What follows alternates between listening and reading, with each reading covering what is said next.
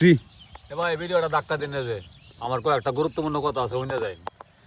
এই এই এই বছরের যে হালচাল, এমন কোনো সেন্টার নাই যে সেন্টারের মোটর চুরে নিছে না, ঠিক আছে? কিন্তু চুরে যা নিত না তার কোনো নাই, নিশ্চয়তা নাই।